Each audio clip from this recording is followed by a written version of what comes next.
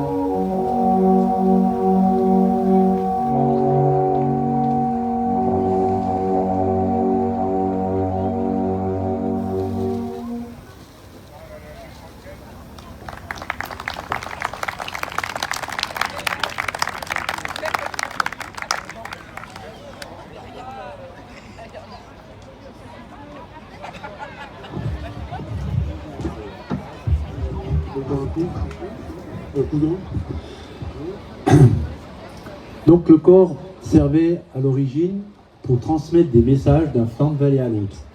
Il y avait des mélodies qui étaient jouées pour donner des informations.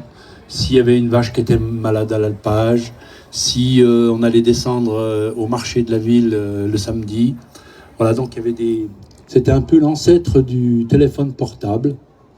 Alors bien sûr, un peu plus encombrant, pas facile à mettre dans la poche. Par contre, toujours du réseau et jamais en panne de batterie. Hein. Voilà, donc on va continuer avec une pièce qui s'intitule La petite valse du lac d'Annecy. C'est une pièce que j'avais composée en 2012 lorsqu'on avait organisé le Rassemblement français des corps des Alpes sur le Paquier. Et on avait réuni 180 joueurs de corps des Alpes à Annecy pour l'événement à l'époque. Donc tous les ans en France, il y a un rassemblement de corps des Alpes des groupes en France. Eh bien, merci Robert pour ces informations. Donc c'est vrai qu'on communiquait. Maintenant, on a notre téléphone, comme tu dis. Hein, de temps en temps, il y a un problème de batterie puis de réseau. Là, ça communiquait nuit et jour. Et dans les Alpes, les alpages, bien entendu.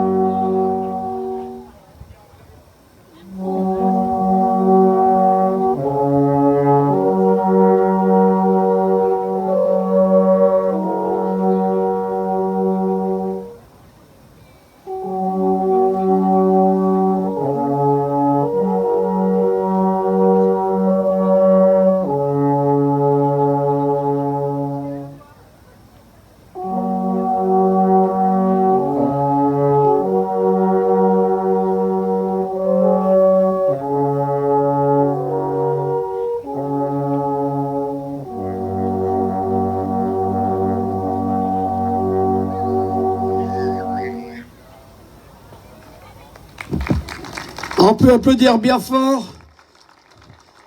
Alors j'ai une question. Robert, je ne sais pas si c'est le moment des questions-réponses. Alors moi je connais, mon papa jouait de la clarinette. Il y avait une hanche. Et je crois que sur cet instrument, il n'y a pas de hanche. C'est tout dans les lèvres, donc il va mieux vous expliquer que moi. Moi j'embrasse ma femme, mais ça s'arrête là. Oui, donc nous, c'est pas l'instrument qui a des hanches, c'est le joueur, une de chaque côté, droite et gauche. Là, nous, on joue avec une embouchure. Voilà, on crée le son avec les lèvres. Donc on va faire... Et ça va faire... Et ça va faire le son. Faut que je trouve le trou.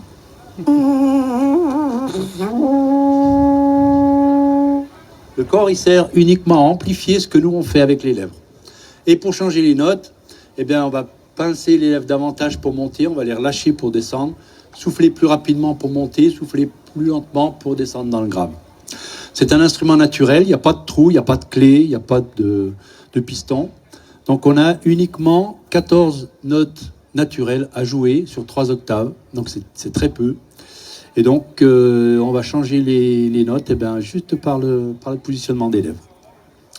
On va vous jouer un dernier morceau avant de laisser la place au groupe folklorique. Les joueurs de corps, en Suisse, il y en a beaucoup, énormément. Hein. On compte à peu près 5000 joueurs de corps des Alpes en Suisse. Ici en France, on est peut-être 350. Voilà. Mais il y en a aussi en Autriche, en Allemagne, aux États-Unis, au Canada, au Japon, un peu partout. Et donc, il y a du répertoire qui est fait aussi par les joueurs de corps de ces contrées-là. Et là, on va vous jouer une pièce inspirée du folklore allemand, autrichien, on va dire.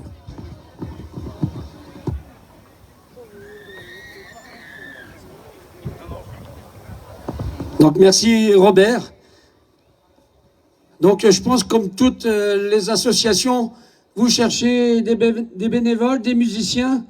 Je pense que vous recrutez comme nous tous les jours. Oui, c'est ça.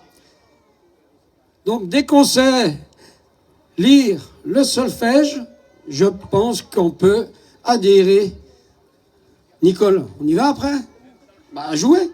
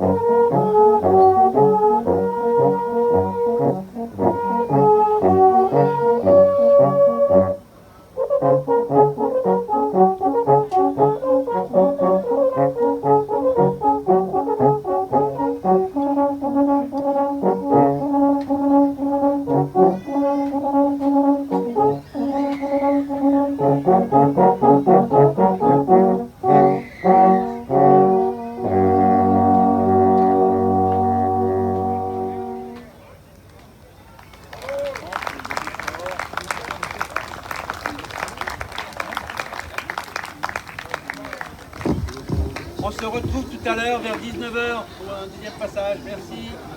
Bonne continuation à la... Alors on peut les applaudir bien fort. Allez, encore un peu plus fort parce que je suis sourd cet après-midi. Merci pour eux, les sonneurs de Savoie. Savoie, pardon.